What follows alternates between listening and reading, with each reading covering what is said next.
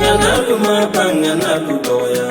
seko yengana doye, chekuma babele bele ba, seko ni chadote.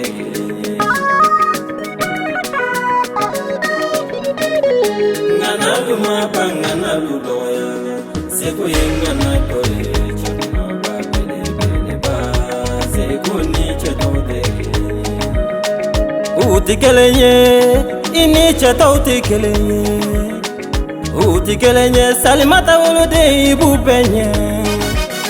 Enutikelenye jagari wolode ibu penye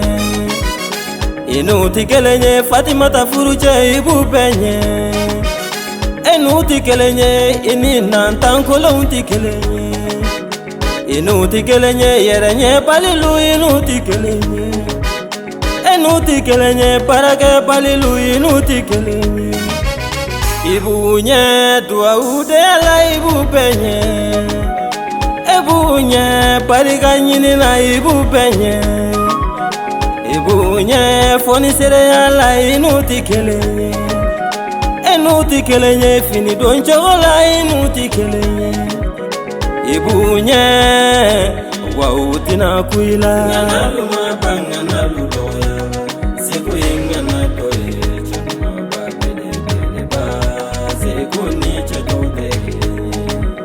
Oto sala kone ati nagansala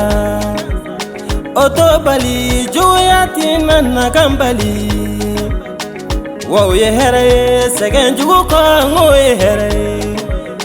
Oko ye here nyani jugu ko ngo ye here Oko ye here degu jugu ko ngo ye here Note nyani na gao shima fenche Uyi degu gao shima fengila Uyi nyenyini jaega kubi ala polo Zekoyo usumani na lendo tuguni Mamina denge ani kamisa wolode Lasina denge kuriga uga usumani do Nenana tuguni nebina iga bonya ude barigada Nyana nema iye mingene ye nebo defo Iye ne son kani deme benyana Iye ne ladia kaklaga genjigi ye tuguni Zekoyo jigi fade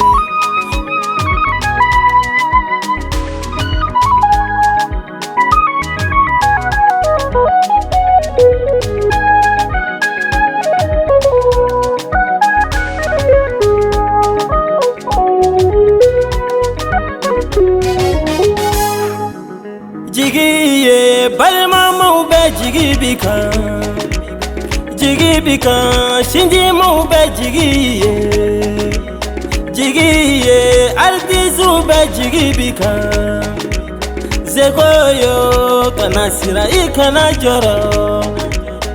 Utisila fadenjugu nununtisila kui Ngutisila jenyogon jugu nununtisila sa Chautise paranyonjugu nununtisila kui Ngutise amadu olofa jugutisela Chautise arabia baba nununtise Ngutise dulai doge nununtisila sa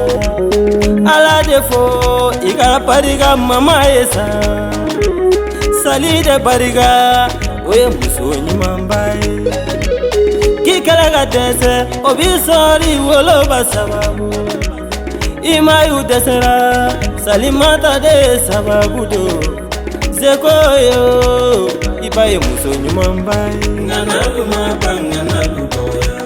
Zeko yengana doye Chukuma babele bele ba Zeko ni chadote Zekoyo mbipilani yoralata Nalasona mbisigiga kuma Bivie fo vie dam yo ne bi fo wati be